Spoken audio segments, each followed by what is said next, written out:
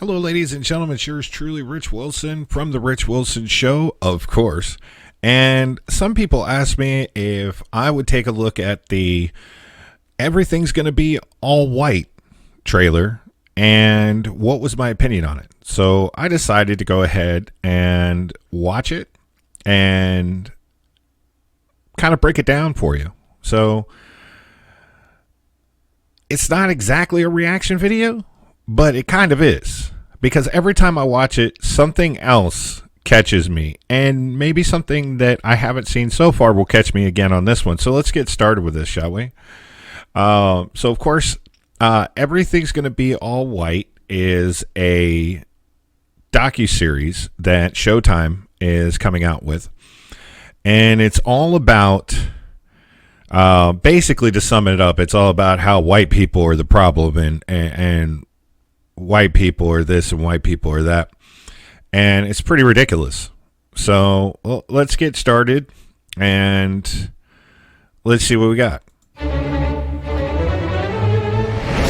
All right, first of all, just alone in that just in the beginning, what they just said, they start off right off the bat. Their warning is racist in itself. I mean, I hate a world in which we live in where we have to have all these trigger warnings and everything else, but you're just going to start off right off the bat that this entire thing is going to be laced with racism.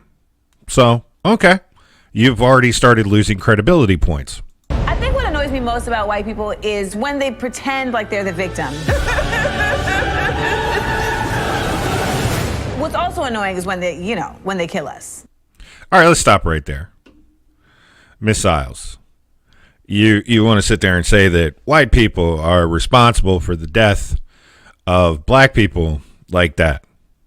You know, it's annoying when we kill you. All right, let me drop this on you. Homicide is the number one cause of death of black males age 1 through 40. Yes, age 1 through 40. 91% of those homicides are committed by black males. The source that I got this from was the Department of Justice and the FBI.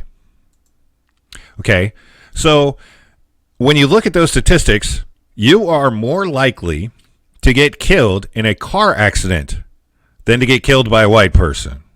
And in fact, if you look at crime statistics, homicide is more specifically race-based onto itself. The same race in homicide is more likely to kill itself than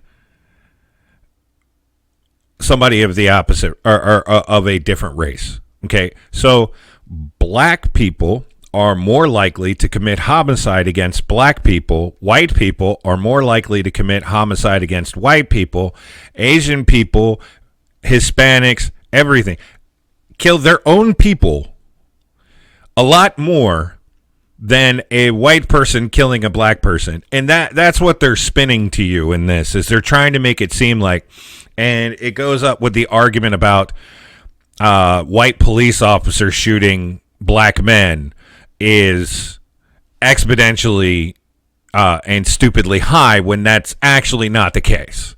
And that's been debunked and a million times over. And the numbers don't lie. And the same numbers come from the Department of Justice and the FBI.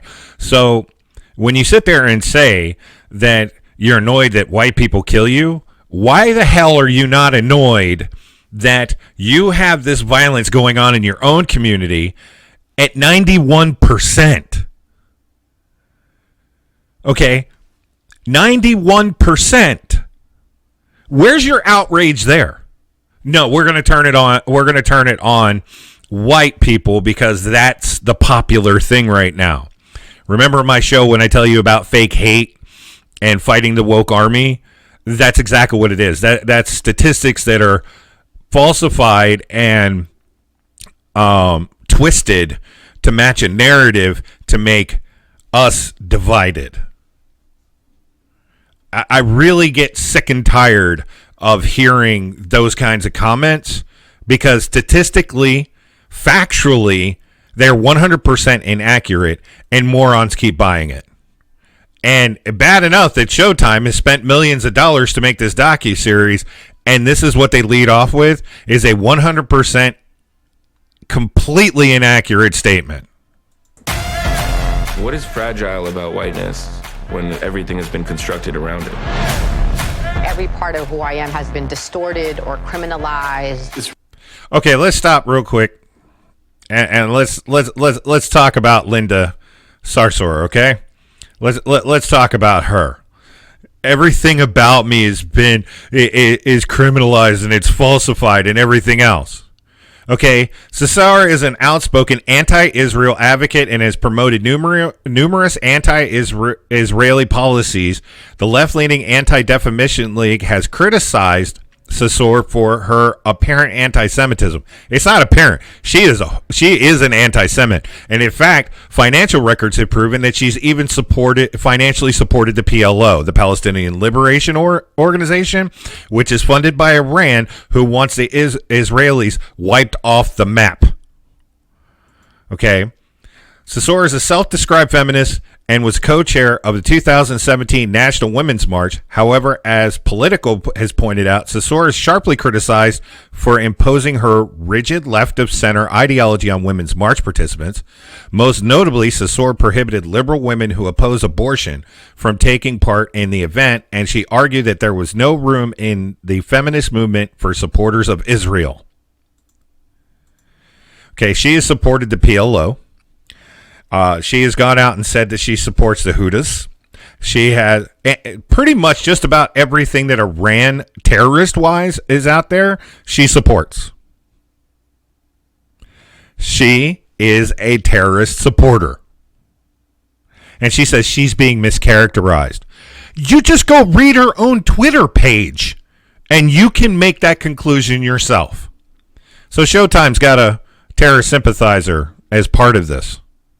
Okay. It's really just a bunch of white lies. We're storming the Capitol! You're not patriots. You're ridiculous. We're not patriots. We're ridiculous. And you're complaining about everything that's going on here. How about in the country that your family is from and their slavery and mass murder of the Uyghurs? Oh, there's no outrage for that, huh? Uh-huh. Awfully selective in our outrage, aren't we? One of the definitions of American whiteness is ignorance. Okay, first of all, I don't like giving this woman any credit whatsoever. She has misquoted so many of the black historical people in this country. It's insane.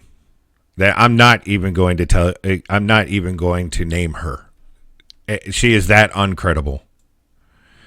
But you know how they show that imagery, and this is what they love to show you, the imagery of all these white people flying these flags, right? Okay. Notice all these photos are specific, right? Except Karen Cooper wasn't in that photo. Karen Cooper is a former New York resident that moved to the South, and she was raised Islamic, and she was raised to believe that the races should be separated, right? Well, when she got to the South, Miss Cooper found that the Southern people were very welcoming of her, and she didn't understand this. She didn't know why they were, and when she got studying more and more and more and realized the garbage that she was told, she changed on that and actually takes pride in her race's history in this country. And she will tell you when interviewed, and if you look her up, you'll see an interview with her. She refers to what she is flying as not the Confederate flag. That is a battle flag. And for a lot of people that don't understand this and they keep getting this wrong, that flag was never approved to be the official Confederate flag. That flag is military equipment. It is a battle flag. Okay?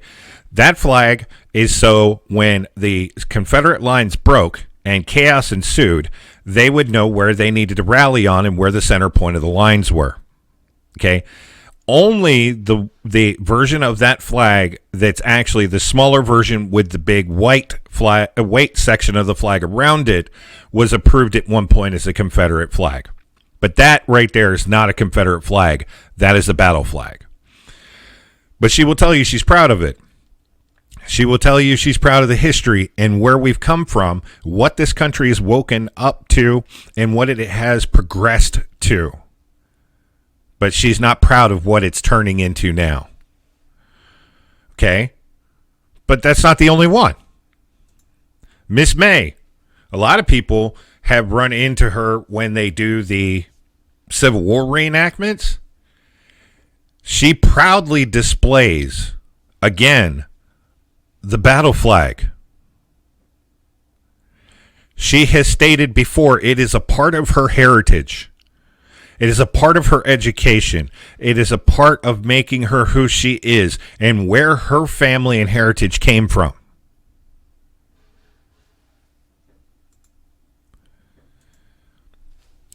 This is a gentleman who obviously is a Kansas City Royals fan and somehow a San Francisco 49ers fan. And it was a report that I ran into. But he also flies the battle flag. Notice the commonality here is all the ones I showed you are black people. That's not what you see in these videos and these documentaries claiming racism. They only show you the goofiest and craziest white people they can find.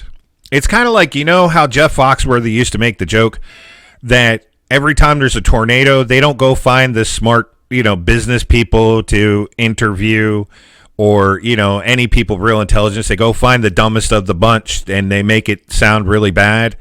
Well, that's what they do. They go find a specific group of people that match a specific stereotype to make you believe that's what everybody is in that group. And you learn this in advertising, and this is when you're pinpointing your advertisement to hit a certain customer base. And that's what they're doing here. In this video, they're trying to make you believe that all these white people are these racist KKKers and all of this. And they even try to make it seem like Donald Trump is the center of white supremacy when he wasn't. Now, do I have my issues with the 45th president of the United States because of what he keeps trying to tell people about how an election was stolen and everything else? I have that problem. But was he the center of white supremacy? No. Why did they all of a sudden make you believe that he was the worst human being? Is because he came in and pushed against the norm that is what people want the norm to be, and pushed against the rhetoric and pushed against the bullshit that shows like this are trying to push. Let's keep going. White people, we are not your problem. You are. Should white people today feel any responsibility for slavery? Hell yeah. Do you really want to go down that road? Because, let me explain something to you. Take a good look. That's Anthony Johnson. Who is Anthony Johnson? Now, I backed this up. I got this information from blackhistory.org. Backed it up from the Smithsonian. I backed this up at a couple different resources. Okay. The first slave owner in America was not only a black man. He went to court and demanded it. In 1654, it was time for Anthony to release John Kaser, a black indentured servant. Instead, Anthony told Kaser that he was extending his time. Kaser left and became employed by the free white man Robert Parker. Anthony Johnson sued Robert Parker in the Northampton court in 1654 and 1655. The court ruled that Anthony Johnson could hold John Kaser indefinitely. The court gave judicial sanction for blacks to own a slave of their own race. Thus, Kaser became the first permanent slave and Johnson the first slave owner. Okay? So that historical records. Okay? But we're going to sit there and we're going to talk about how the white man is responsible for slavery, when that's factually inaccurate. Okay? First of all, slavery was not new to the United States. So everybody who thinks that that's where it started, the moment you make that argument, you might as well just shut up. You don't even know what you're talking about. The second problem is that only white people owned black slaves. That's not true. Blacks owned slaves too. Oh, well, slavery was ended in the United States. That also not true. In fact, more white people throughout history have been slaves than any other race on the planet. And in fact, slavery continued even after the United States abolished it in many other countries around the world. And in fact, there is this argument, you'll see this argument where they try to say, well, indentured servant is different. The terminology of slave, it breaks down to the point of when you own a person or that person becomes your property. That's where the argument differs, and that's where it changes. But you're going to make this comment about white people, should feel remorse for slavery in the United States. I was not born while slavery was happening. I was not raised in a world of slavery. I was not raised to be prejudiced against anyone because of the color of their skin. Okay? I don't have any guilt for what happened in this country over a century ago. I don't have any guilt for the atrocities that were committed by anybody over a century ago. I have the only guilt that I will ever have is if I commit atrocities against someone here and now. And none of you should. Black people should not feel sorry for slaves that they own, for that any of their ancestors or anybody of their race owned in the past, because who do you think provided the black slaves to the United States of America? African tribal leaders would raid villages, take people, and sell them to slave traders that would run through the Caribbean, and some of those slave traders were even black. And that's not even where slavery began. Slavery has been instituted in this world for a very, very long time, and it still goes on today. I made a mention earlier in my video about the Uyghur people of China who are slaves and are being tortured and killed and such. Still happens today, folks. The only people who need to be responsible and held responsible for those atrocities are the people who committed them, not the people who are related to them. White Jesus or black Jesus? Jesus was not white. I am so sick and tired of this argument. Okay? I am so tired of this. Does it matter what color Jesus is? If in your heart Jesus is black to you, does it matter if somebody else sees Jesus as white? First of all, he wasn't white or black. There's the other problem you got. If you actually look at the region of where Jesus came from, he's not white or black. So if you sit there and try to say Jesus is a white man, well, you're wrong. If you try to say Jesus is a black man, you're wrong. So, in all honesty, stop. Just stop. Think of geography. Ain't no way Jesus walked around with blonde hair and blue eyes. White culture fears the end of the world. For us as native people, the end of the world already happened. Okay, time out. I love this argument when it comes up by people. Oh, well, and just rewind us back real quick. Rewind us back real quick to the beginning of this. where he starts. I don't want to interrupt at this time. White culture fears the end of the world. For us as Native people, the end of the world already happened like multiple times. Multiple times, right? Why?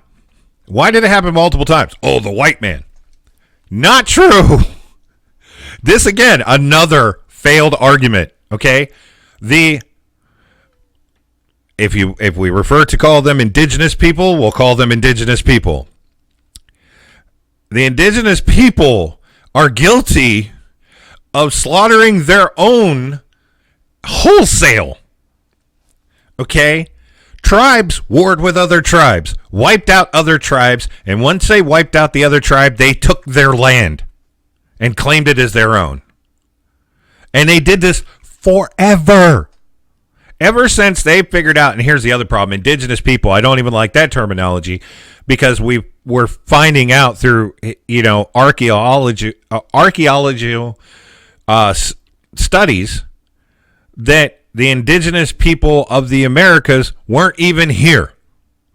They came here. They migrated here.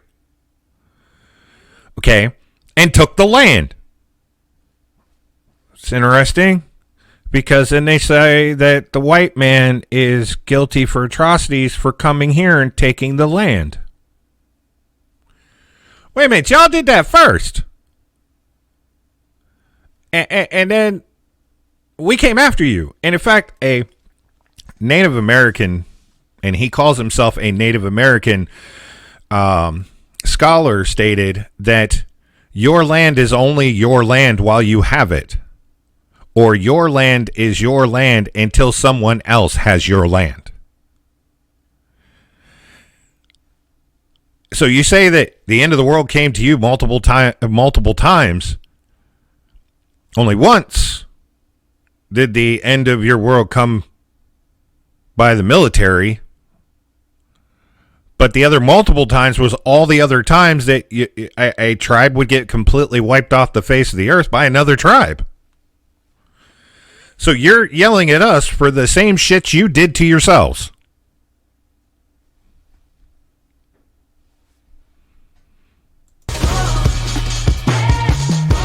Symbols and monuments, these are mementos of racism.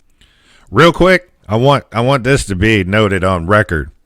Jackson, Stonewall Jackson, Robert E. Lee, and General McClellan never once wanted a monument placed after themselves. Not once. Bring that statue down.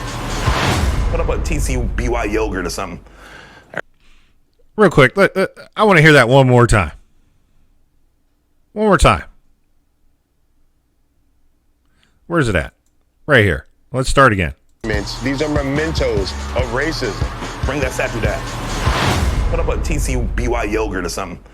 Everybody can get behind. Okay, so we're talking about a show in Showtime that talks about how white people are all the problem, right? All the white people. I want to introduce you to Frank D. Higginbotham. You know why he's interesting? That's the owner of TC. That's the founder and creator of TCBY. It's now owned by the Mrs. Field Company. But a white Southerner started TCBY.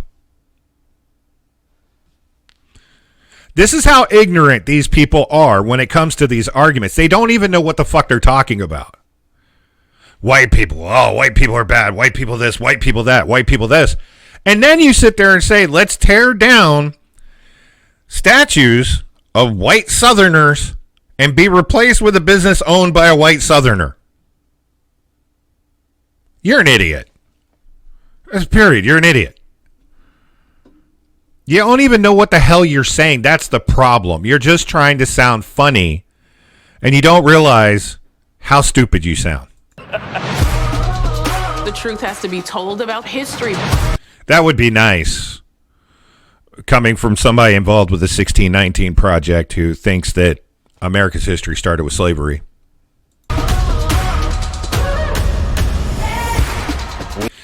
I want to pick on something there where it says the POC point of view. singular. Ben Shapiro made the same comment. I agree with him wholeheartedly. I would like to go around and talk to lots of people and find out if that's their point of view. Because I really don't think they did. I'm pretty sure. I'm almost willing to bet every dollar I ever make for the rest of my life, they only talk to a certain group of people of color. And it was people who agreed with the sentiment. We have to make sure that these stories are told from our perspective. There's always hope. No saying. See, when you sit there, hold on real quick. When he sat there and said these stories need to be told from our perspective, that means you're telling a story from a matter of opinion and not fact, but yet you're trying to say you want the facts out there.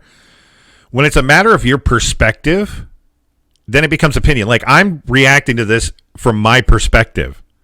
Okay, now I'm putting facts into my perspective, but at the end, because I think this, my opinion on what this overall thing is, it's a matter of perspective, which makes this, which that's an opinion. And that's what this should say, is this is an opinion piece, but they don't put that in there. We don't give up.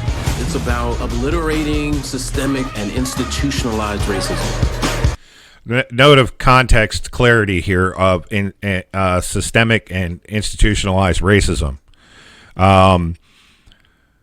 Systematic racism died, and it was finally really eradicated in the 90s. There are some residual effects still left over from it, but when you really think about this systematic racism, where people of color can't or don't have the same level of success and opportunities as other people, right? Did you know that in the top 20 most powerful people in the world, that's not all white people? In fact, in England alone, a majority is black. Another thing also is women, and women are on that list of people of power in the world. Black people are on that list of people of power in the world. In fact, for a while, for 8 years, the most powerful man in the world was black. So we need to really knock off that systematic racist bullshit, because it's not true. It's fake rhetoric is what that is. This is a wild place, y'all. It's a wild place. I know Harriet and Frederick be up there just like, what is they going to... Oh my God, ladies, shut the fuck up. I'm sorry. I try to curtail my profanity. This bitch ain't never read Harriet Tubman or Frederick Douglass.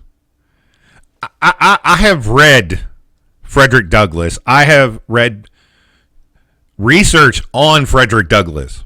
I have read a couple research things done on Harriet Tubman. Right now, I will guarantee you, if I could go upstairs into the sky and get Harriet Tubman and Frederick Douglass and talk to them about what they see is going on now, they would be absolutely fucking disgusted. Why? They didn't want separation. They didn't want everybody divided. They wanted unity. They wanted everybody to come together. They wanted everybody to live in peace and harmony with each other. And now you are literally a part of a docuseries that's going to push division, not equality. Hell, you guys don't even talk about Martin Luther King anymore, who literally sat there and said he dreamt of a world where his children would not be judged off of the color of their skin, but the content of their character. And you are sitting here doing a video judging people off the color of their skin. These people are sitting in the afterlife today, disgusted with you. Don't quote them, because you guys often, and a bunch of people in this video, have misquoted these people so many times. So many times. Did I even put up I didn't. Okay. It is nuts how many times you all have missed. They will pick and choose bits and pieces of quotes to fit to their argument. If you're going to quote the man or if you're going to quote the woman, know them and do it right. So don't sit there as a joke. I bet Harriet and Douglas is sitting up there. What y'all going to do? They're looking at you wondering what the hell stupidity you're going to do next. That's what they're wondering, because obviously y'all didn't learn shit. Don't do.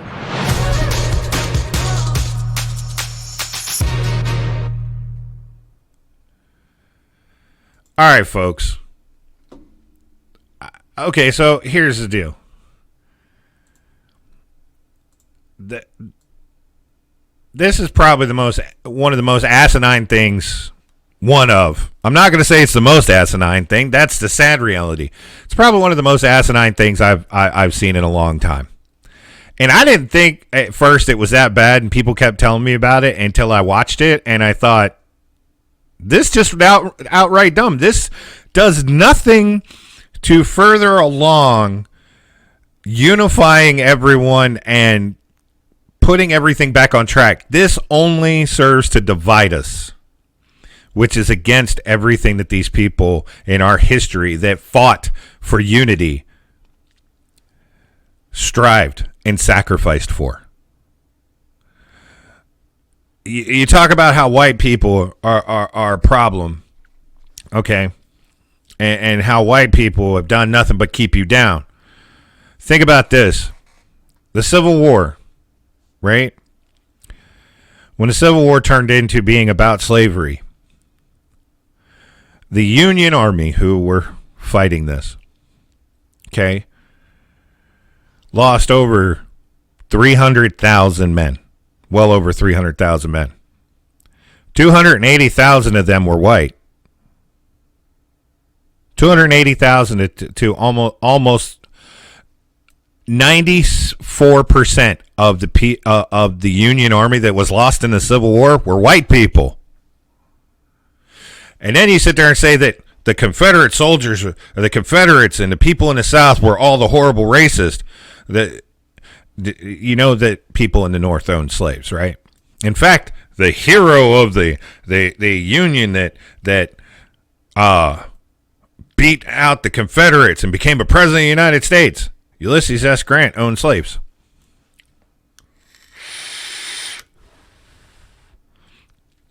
Didn't Robert E. Lee, when Robert E. Lee's father died and Robert E. Lee took possession of the property, he emancipated his slaves. He clothed them, he educated them, and he fed them. In fact, most of them stayed there and worked for him.